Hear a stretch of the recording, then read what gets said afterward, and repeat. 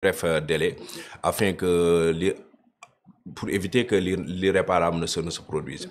Lamine Conté, un rêve brisé quand même. Ah oui, oui, et c'est malheureux, c'est inacceptable, c'est inacceptable. C'est-à-dire que à cet âge-là, qu'on puisse périr comme ça dans des conditions extrêmement cruelles, c'est difficile à accepter. Oui. Mais ça me fait bien de poser le débat sur notre football local et sur les enjeux.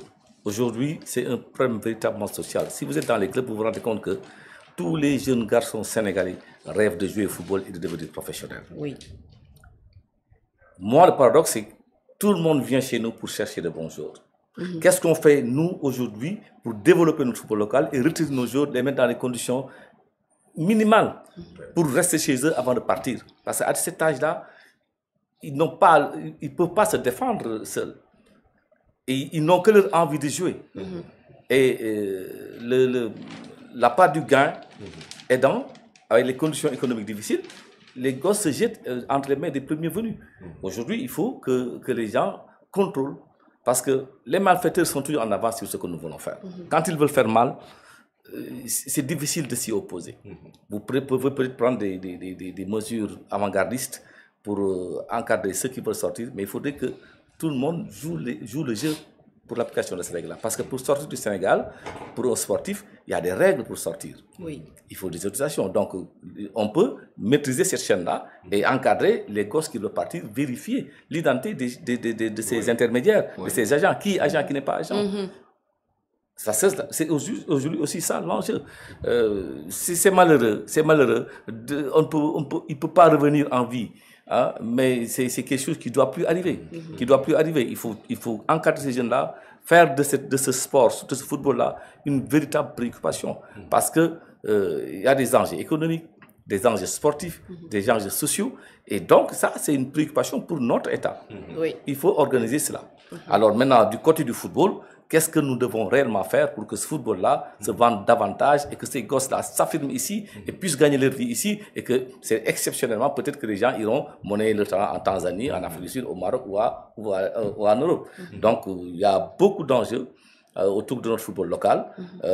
Il faut s'y affairer, il faut oser affronter les problèmes, oser aller vers ce qui va faire de ce football-là un levier économique dynamique et pérenne, viable pour les jeunes talents qui veulent jouer au football et qui veulent en faire leur avenir. C'est possible aujourd'hui de jouer au football, de gagner sa vie. Mais pourquoi pas au Sénégal? Les gens viennent chercher chez nous les talents, donc aujourd'hui la bonne graine est là.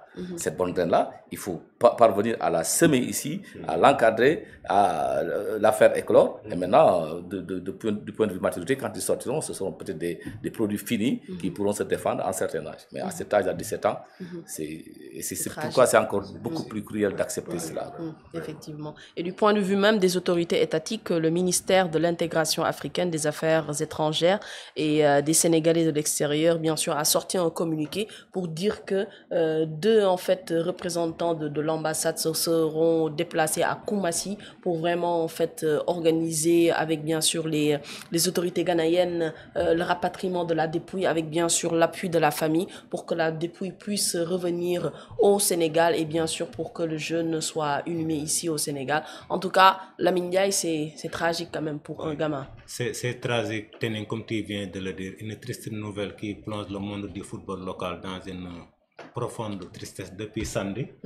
Bon, là, comme tu viens de le dire, le ministère des Affaires étrangères et des Sénégalais de l'extérieur a assuré avoir saisi les autorités ghanéennes pour élucider les circonstances du décès du jeune Cheikh Touré et travaille en étroite collaboration avec la famille pour le rapatriement de la dépouille de feu Cheikh Touré pour les besoins de l'inhumation. C'est un gosse qui évoluait dans une académie qui s'appelait Esprit Foot à Yembol. Oui. Bon, il a été berné par de faux agents recruteurs qui l'avaient promis, d'après les informations que j'ai eues, qu'il avait promis de faire des tests au Maroc. On l'a amené au Ghana. Ces ravisseurs, dans un premier temps, avaient exigé une somme à sa famille avant d'exécuter leurs menaces. C'est un acte ignoble, barbare. Et espérons que nos autorités vont prendre les responsabilités pour identifier les coupables et les punir sévèrement. Et oui. Moi, je me rappelle que en 2000, ça c'est récent d'ailleurs. Ça doit faire juste 3-4 mois en arrière. C'était au mois de septembre. Il y a eu l'affaire de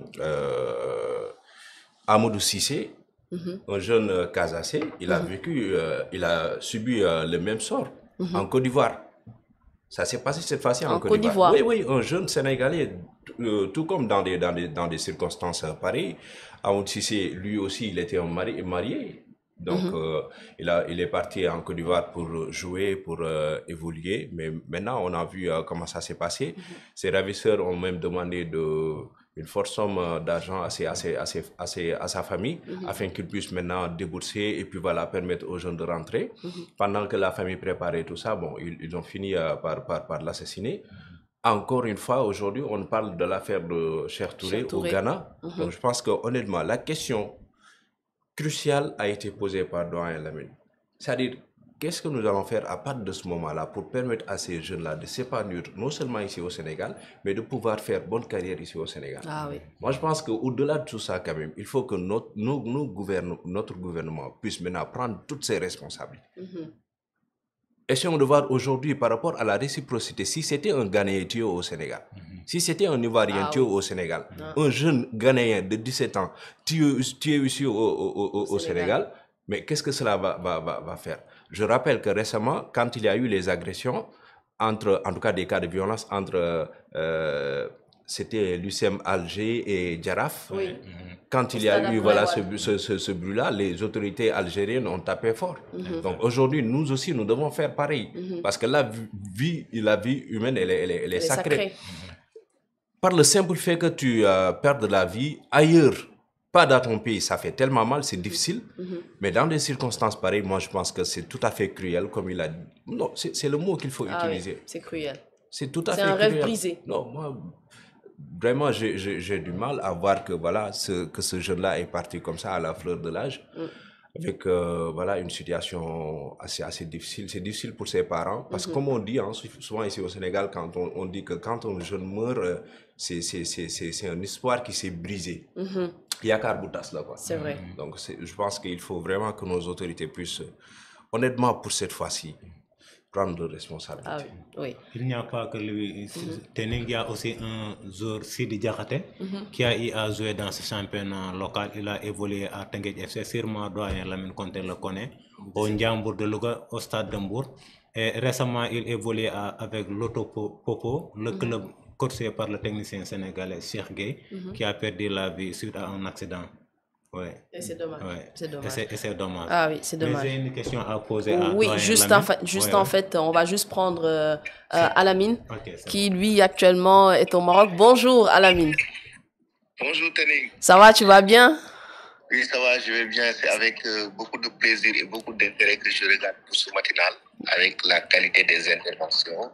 Et je te salue, je salue Sam, mon ami.